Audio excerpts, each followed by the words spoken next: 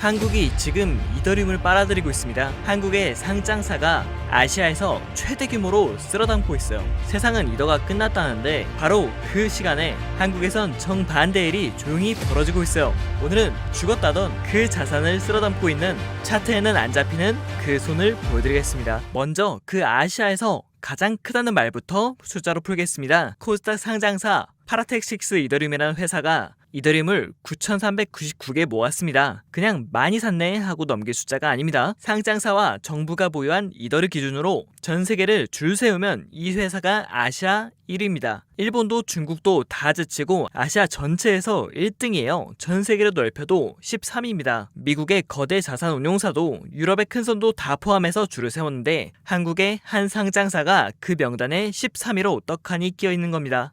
여기서 끝이 아니에요. 여러분, 카카오뱅크, 토스, KB증권, 하나증권 우리나라에서 모르는 사람 있습니까? 거의 없어요. 그런데 이름만 들어도 아는 한국 금융사들이 이더리움 코리아라는 이름으로 한데 뭉쳤습니다. 실제로 이더리움 코리아라는 컨소시엄이 공식 출범했는데 거기 협력사로 실제로 이렇게 기사에 이름이 찍혀 있는 겁니다. 팩트예요. 상장사는 장부에 이더를 쌓고 금융사는 그 위에 깔채비를 하고 지금 한국 땅으로 이더가 들어오고 있는 겁니다. 세상은 이더가 죽었다는데 한국의 제도권은 왜 하필 지금 이더주의로 모여드는 걸까요? 그래서 오늘 세 가지를 풀겠습니다. 첫째, 한국이 이더에 달려드는 게 이번이 처음이 아니라는 것. 우리는 이 패턴을 한번 본 적이 있습니다. 둘째, 한국에서 움직임이 벌어지는 지금 시장에선 살 수 있는 이더가 실제로 사라지고 있다는 공급 쇼크, 물건이 매대에서 빠지고 있다는 얘기입니다. 셋째, 그래서 이 눌린 스프링이 결국 어느 쪽으로 튈 가능성이 높은가? 끝까지 보시면 다음에 똑같은 뉴스가 또 나왔을 때 휩쓸리지 않고 스스로 판단하실 수 있습니다. 그 판단력이 오늘 영상의 핵심입니다. 먼저 파라텍식스 이더리움.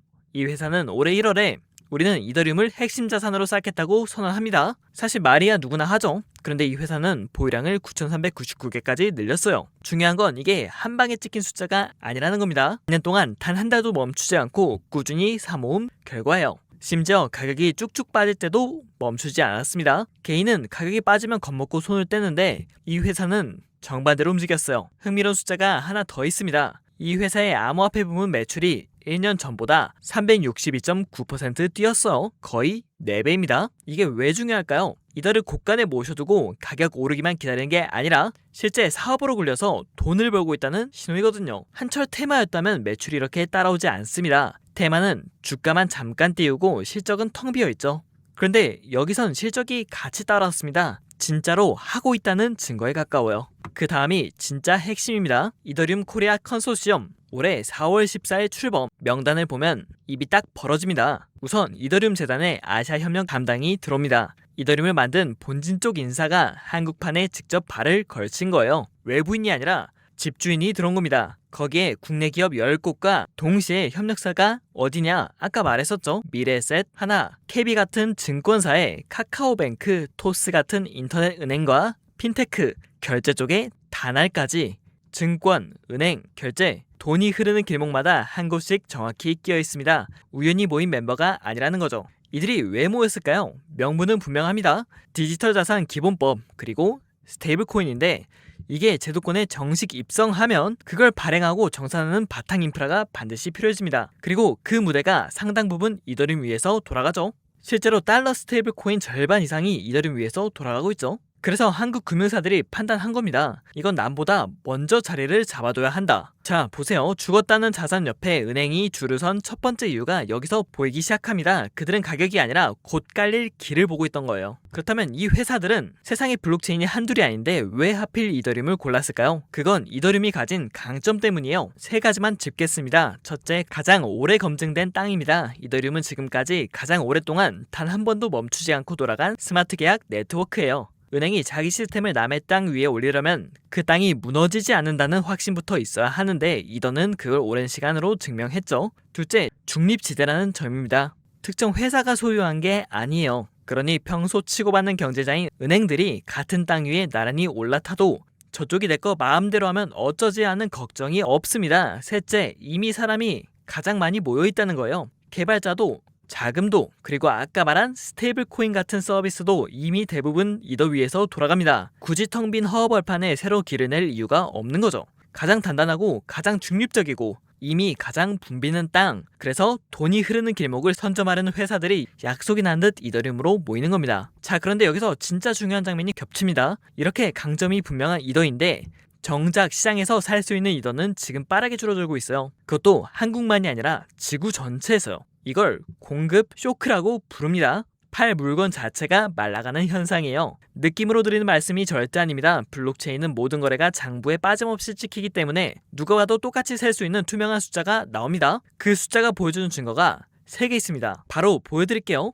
첫 번째, 거래소에 남아있는 이더가 10년 만에 가장 적습니다. 이 차트에서 보라색 선이 거래소에 남아있는 이더 물량인데 지금 딱 봐도 계속해서 줄어들었고 지금 최저점을 찍었죠. 지금 전 세계 거래소에 있는 이더가 약 1450만 개인데 거래소에 있는 게 왜 중요해? 하실 수도 있어요. 이더를 사고 팔려면 이더가 어디 있어야 할까요? 당연히 거래소에 있어야겠죠. 개인 지갑에 들어가 있으면 당장 시장에 팔 수 없어요. 그러니까 거래소 잔고는 지금 당장 매물로 튀어나올 수 있는 물량, 진열대에 올라온 재고라고 보시면 됩니다. 그 진열대 재고가 10년 만에 최저예요. 10년이면 이더가 세상에 나온 거의 전 기간입니다. 태어나서 지금까지 통틀어 진열대가 가장 비어있다는 뜻입니다. 더 무서운 건 속도입니다. 지난 2년간 거래소에서 빠져나간 이더가 600만 개가 넘습니다. 사람들이 이더를 사서 자기 개인 지갑으로 꾸준히 옮긴 거예요. 여기서 읽어야 할 메시지가 있습니다. 거래소 밖으로 빼낸다는 건 당장 팔 생각이 없다는 행동이에요. 팔 사람은 이더를 거래소에 두겠죠. 굳이 번거롭게 밖으로 빼낸다는 건 오래 쥐고 가겠다는 분명한 의사표시입니다. 매대위 물건이 2년 반 내내 창고 깊숙한 곳으로 사라지고 있는 셈이죠. 한번 창고 안쪽에 들어간 물건은 좀처럼 다시 안 나옵니다. 그리고 두 번째 증거, 스테이킹입니다. 스테이킹 뭐였죠? 이더를 일정 기간 한 곳에 맡겨서 잠가두고 그 대가로 이자 받는 거죠. 은행 적금이랑 구조가 거의 비슷해요.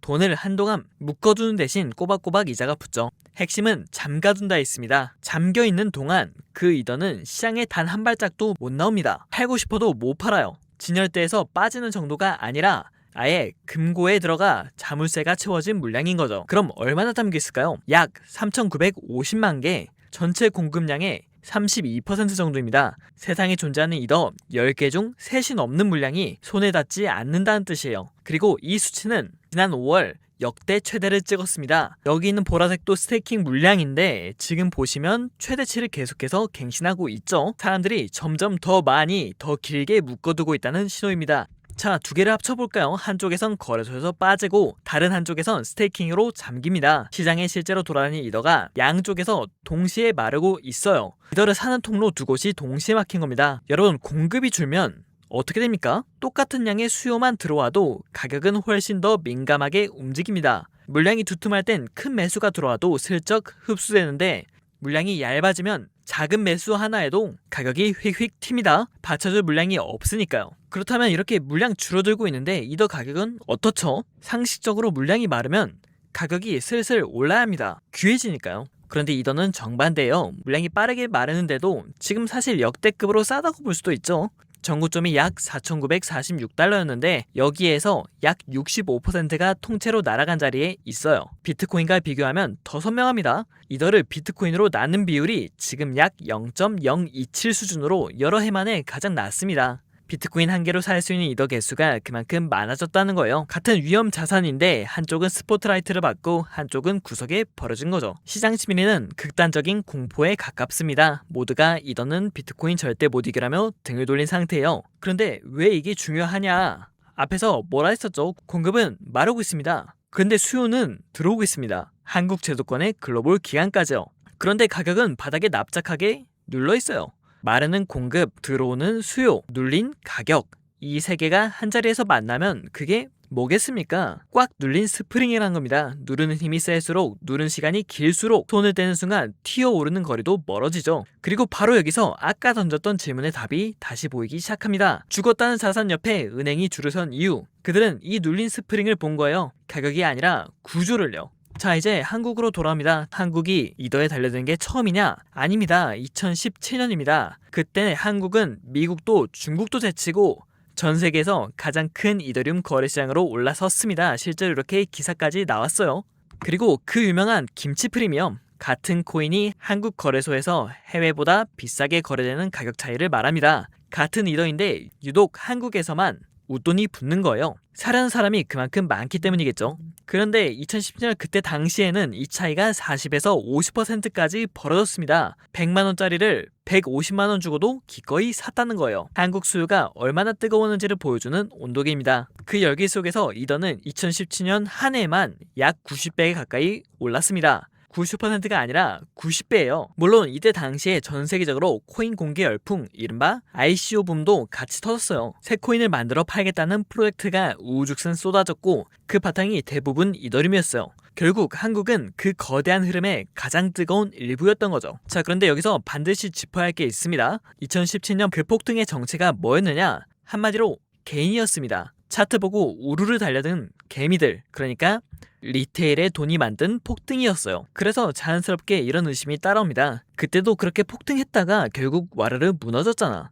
이번에도 똑같은 거 아니냐? 바로 여기가 오늘의 반전입니다. 2017년에 무너진 이유는 분명했어요. 떠받친 게 개인의 가벼운 돈뿐이었거든요. 개인의 돈은 무서우면 새벽에라도 도망칩니다. 그래서 그 돈이 빠지자 바칠 게 없어 그대로 주저앉은 거예요. 그런데 지금 이대로 들어오는 돈은 어디랬죠?